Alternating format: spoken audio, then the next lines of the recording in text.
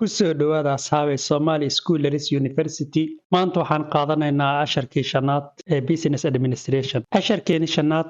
ee Business Administration maanta waxaan uga hadlaynaa maareynta xiriirka macaamiisha, Customer Relationship Management. Marka la soo gaabiyo ay tahay CRM. Hadafyada casharkan ciwaanka hadafka barashada micnaha CRM fahmidda xiriirka ganacsiga iyo macaamiisha nidaamka CRM tilmaamidda habka lagu maamulo macaamiisha muhiimadda garashada sababta CRM muhiim u yahay ganacsiga tiknoolajiyada fahamka softwareka CRM ee casriga ah xisaabinta qiimaha macaamilka CLV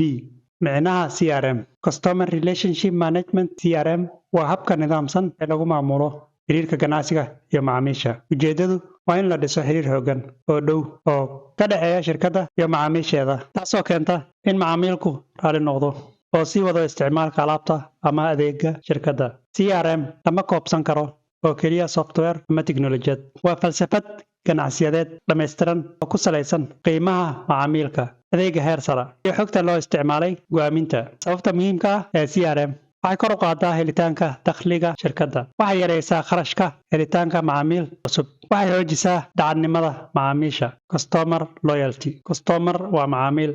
loyalty daacadnimo waxay siisaa shirkadda aqoon faahfaahsan oo ku saabsan macaamiisha waxay fududaysaa xisaabaadka iyo wararka gudaha shirkadda noocyada CRM waxaa jira 3 nooc oo waaweyn oo CRM ah kuwaasoo kala ah number 1 Operational CRM howlgalka noocan wuxuu ka shaqeeyaa howlihii maalinlaha ah ee ganacsiga sida xarumaha xiriirka macaamiisha call centers iibka iyo suuqgeynta waxaa ku jira Salesforce Automation oo marka la soo gaabiyo ay tahay SFA nidaaminta xiisaha iibka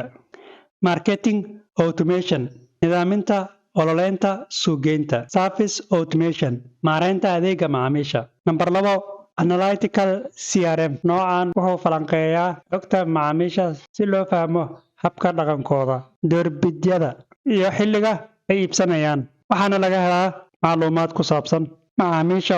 ugu faa'iidada badan alaabta ugu badan ee la gato waqtiga ugu badan ee macaamiishu wax ka iibsadaan number 3 Collaborative CRM kaashiga CRM collaborative yani isgarabsasho noocan wuxuu xoojiyaa xiriirka u dhaxeeya waaxyaha kala duwan ee shirkadda si macaamilku ugu helo adeeg isku mid ah oo tayo leh xitaa hadduu la xiriiro waaxyo kala duwan number 3 wareegga nolosheed ee macaamilka customer life cycle customer waa taqaaniin hore marar badan ayaan soo sharxay life cycle life waa nolosha cycle waa wareegga life cycle marka la isku macneeyo nolosha wax ku wareegsan nolosha wax ku heeran ayaa laga wadaa muujiyaa marxaladaha uu macaamilku soo maro laga bilaabo markii uu ogaado shirkadda ilaa uu noqdo macaamiil wax laga helayo joogta marxaladaha 5 ee wareegga macaamilka number 1 ogaanshaha awareness macaamilku wuxuu maqlaa ama ogaadaa shirkadda number 2 interest xiisayn macaamilku wuxuu bilaabaa inuu barto alaabta ama adeega number 3 go'aaminta decision macaamilku wuxuu gaadhaa go'aan ah in uu iibsado number 4 purchase waa iibsashada xiriirka ganacsiga wuxuu noqdaa mid rasmi ah number 5 loyalty daacadnimo macaamilku wuxuu sii wadaa isticmaalka oo ka hadla shirkadda tiknoolajiyada CRM ee casriga ah maanta shirkadaha kala duwan waxay isticmaalaan softwareka CRM si ay u maareeyaan macaamiishooda si waxtar leh kuwan waa kuwa